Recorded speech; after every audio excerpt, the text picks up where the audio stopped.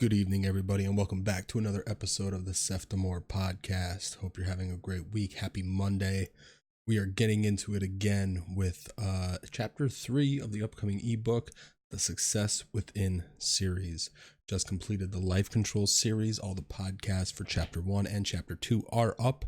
I do ultimately want to do a full chapter 1, but that's going to take some time, and eventually I'll get them up. But other than that, let's continue with chapter 3. So, first section of the Success Within is life and relationships. What if I told you that you were already living a successful life, that everything up to this point has been an achievement? The statement above is true. It is not a woo-woo statement or a life hack. You are the greatest part of your life. People, material things, or even your content are not. You have conquered past goals. When you think about a new venture, you take action and you succeed. Yes, I know. You are thinking I've gone off the deep end. Do you feel this section is for a certain type of person that does not include you? I want you to trust me that this will make sense in the following chapter. Keep reading, or in this case, listening. Let me start with a personal story. When I was growing up, I thought that I would never find someone to share my life with. Relationship after relationship, date after date, nothing sustainable was happening in my life. I was 24 years old. Yes, very young, very naive, very stupid.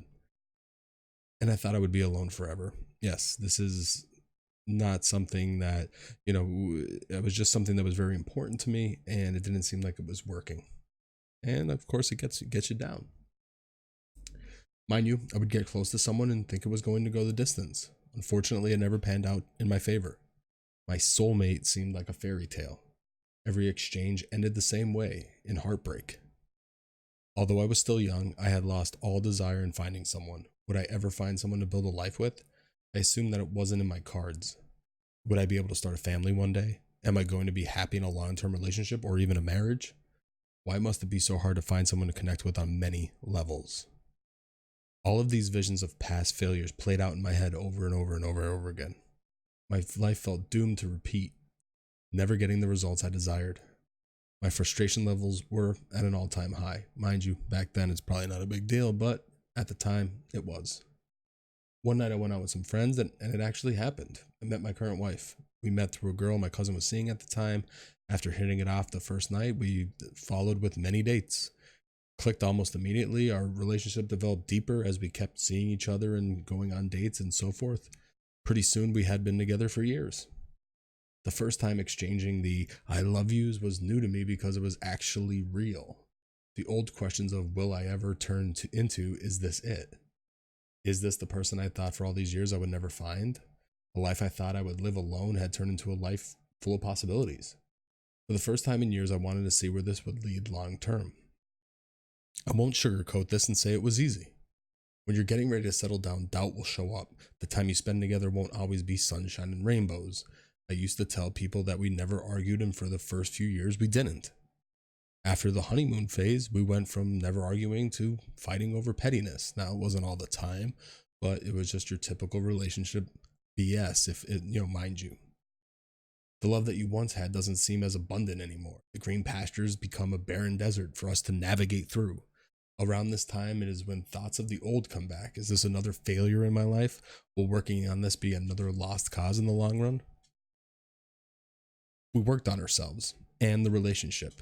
It was tough swallowing our pride and admitting that the old ways were not working. We could either separate or identify the problems. The conclusion we came to was that our arguments were nonsense. By sitting down and coming to terms with each other, our marriage blossomed more than ever before. In our lives, we can look at our problems as a lost cause. My marriage could have gone the way so many others do. It could have crumbled before my eyes. My determination made it work because of the love I have for my wife. Where most would see a failure, I saw a win. If I didn't go through past traumas, I wouldn't have the awesome marriage I have today. No matter what we are going through at the moment, our lives are a win-win in the end. You may not want the life you have currently, but is the only victory we have right now. I wrote this with this personal story because a lot of, if you look at the stats, 50% of marriages end in divorce. And that's what I say, like we could have went that route. And the reason why I bring this up is because I feel so many people have issues in their marriage and they think like this sucks, where it could just be taking that time, having those past traumas to be able to work through and navigate through when that honeymoon phase is over. It's not always going to be good all the time. And I think some people, which I talk about in my next article, which I'll be putting the podcast out for tomorrow, that people think that you have this perfect person in your head, and if things don't match up and you check all the boxes, then you want to abandon ship. And that's not the way to go through life, because you're on a journey to never find that person, or maybe one day you do. It could go either way, but what I'm saying is it's a win-win. Even if it did fail, even if things didn't work out, the lessons I've learned from here would help me in the next run. Thankfully, I'm not saying that I have a terrible marriage or anything like that. What I'm saying is that, just your typical fights and your typical relationship stuff, you have to have gone through things to be able to navigate through that and come out on top and make things better. That's how you get to a great, great marriage. That's how you get to a great, great relationship. I feel that you could look at things that this is, woe was me, or it makes you stronger. I really do feel that. I know I preach about that a lot, but I really do feel that. I really feel that these things are making me better.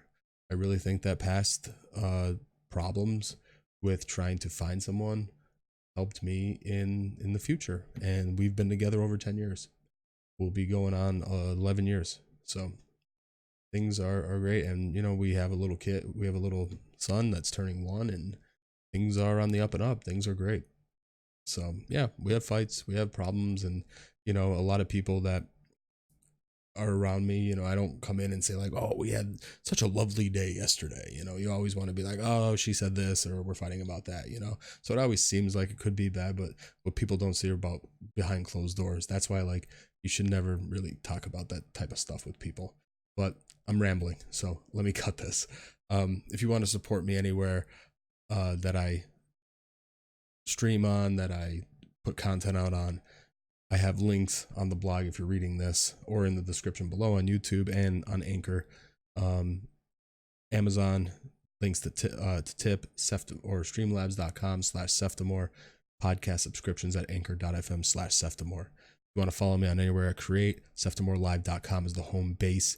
Medium, Twitter, Instagram, Mixer, Facebook is all at Seftimor/Seftimor. YouTube is Seftimor Live. Thank you everyone for watching. Thank you everyone for listening, and I'll see you again soon. Peace.